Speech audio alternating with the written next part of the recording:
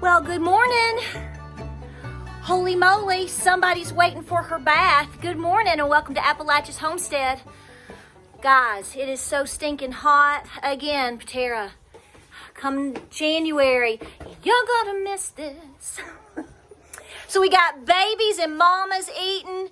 We are cleaning cages. I'm cleaning my rabbit cages over here. It's a mess. It's not really a mess. It's just so stinking hot.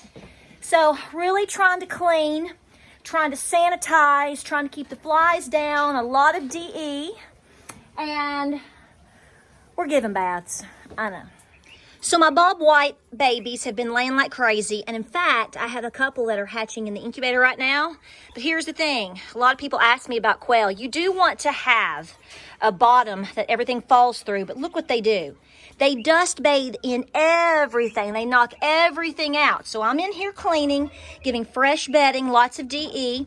Gonna be putting some fresh leaves and kitty tooties in here as you've seen before. But I wanted you to see what Bob White eggs look like. We're very excited that we got these several weeks ago. So let's get cleaning. So of all the cows, Miss Lovey loves to be bathed. Miss Belle, not so much. The bull, not so much, but Lovey loves it. So I'm going to use the last of my Dr. Bronner's. I need to get some more. I have other flavors. So hopefully when I get the water cranking, she's going to come over and she just stands there. She is the sweetest cow. So I did this yesterday, and I'm doing it again today. So hopefully it's going to help just keep them a little bit cleaner, keep the flies down. It's not going to use a whole lot, just enough to knock the funk off. It's vital.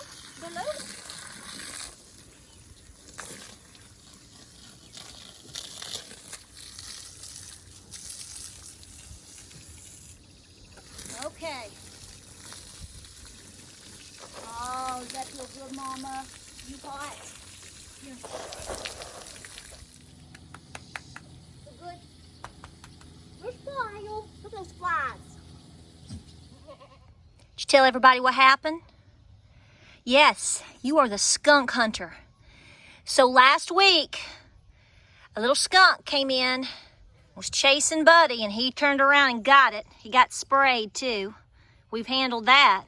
And then last night at 1:30, we heard all sorts of ruckus, and he got him another. Hey, Buddy Bob, you're awesome, man. You're awesome. I can't keep my glasses on. It's that hot.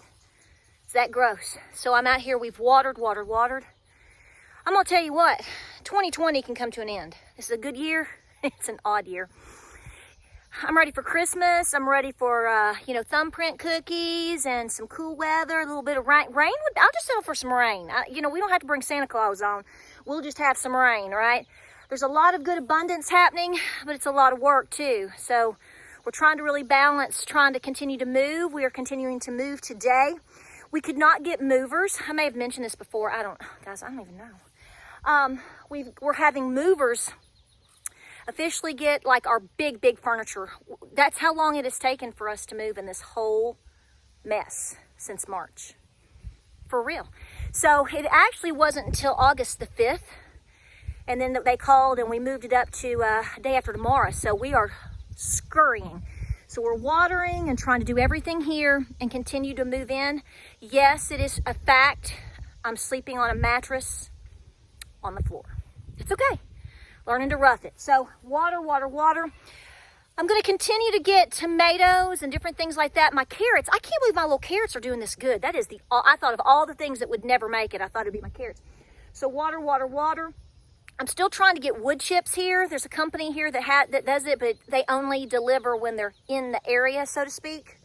So I'm going to show up next week and bug the heck out of them because I really want to make this area and this area full of wood chips. I'm not worried about that one up there, as I've told you before. That is humongous and it's doing great. Praise the Lord. But down here I'd like to, so I'm continuing to let things grow. I'm picking my battles.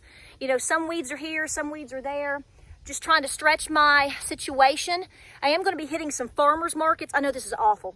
Y'all, I'm soaked and I can't help it. I'm going to be hitting some farmers markets.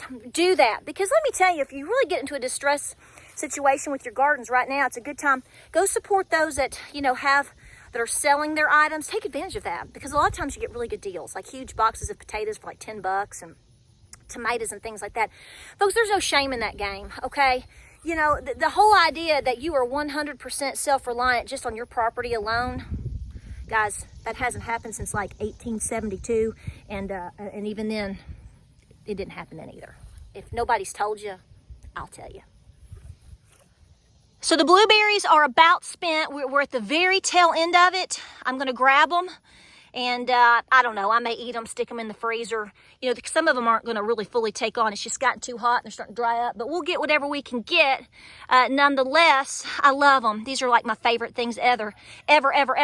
And I'm just so pleased that we got all these bushes in the ground this year, and we're going to have to trim them back and prune, but next year it's going to be amazing. The lemon queens have decided to start showing their beauty as of yesterday. I love it, love it, love it. These are some of my favorites. They don't get too huge, but they have a lot of gorgeous blooms. So lemon queen, definite thumbs up.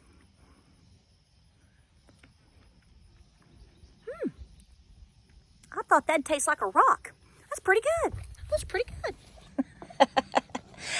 So let me show you a funny story right here, okay? Are you ready for this? Do you do this too? Do you know what that funky town is? It's the bomb diggity. So I keep this ongoing. So last week, James came outside and he looked at that and he said, "What is that floating in that bucket?" And I said, "What are you talking about?" He said, is that doo-doo? I said, you reptilian brain man. I said, no. I said, those are banana peels and my coffee grounds. I put it in here. I put the water in here. I let it bake and stew and get all funky. And then I add it to my plants, which all the plants I have added it to are doing amazing. So your used coffee grounds, you know, when you have your coffee in the morning and the next day you come and you dump them, don't throw them away.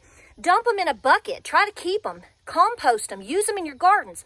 And then your organic, because I know what you're going to say.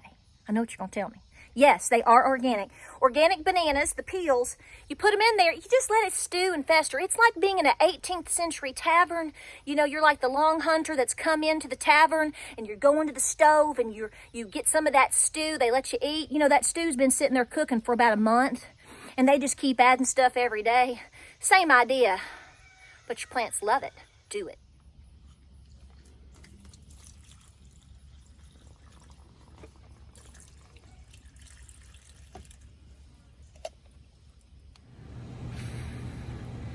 So in the midst of all this chaos, we're still selling eggs like crazy. I'm selling out my eggs every week, every 2 weeks. This is what I got this morning alone. So I'll do this in the morning and then have another run this afternoon. So the girls are doing great, the Silkies are doing great. And I know you're asking about Nandina. Oh my goodness. Oh, come here, Chula, say hi. Hi, Chula. Hi, Rosie. Oh. Thank you, Rocky.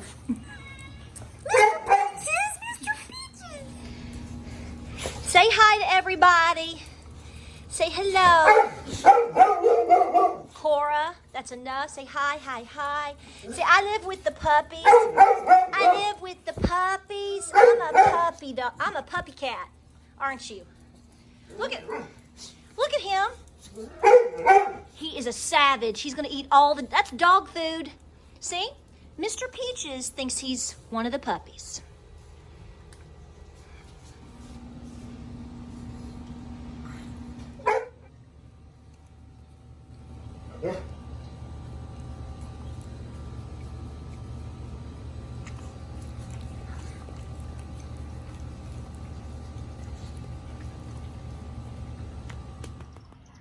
Hey, Mama.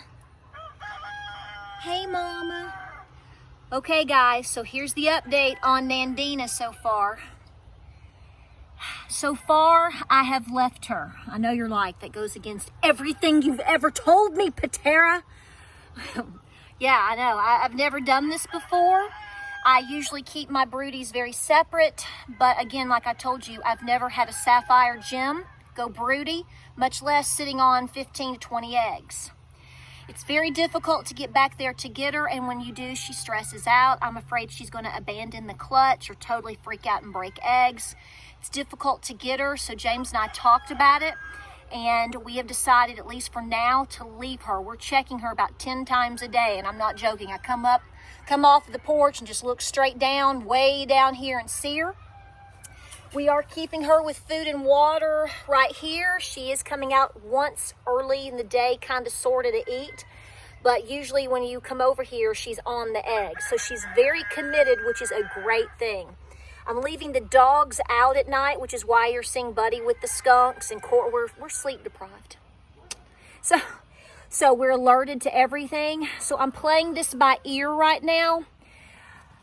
I mean, we can come up with ways to try to get her out. I mean, if I really want her out, I'm going to have to come out and cut all this down and get her out. And I just really fear that's going to make it a worse, make it a tragic situation as opposed to a good situation. So I'm going to keep you posted on Nandina. It's very hot.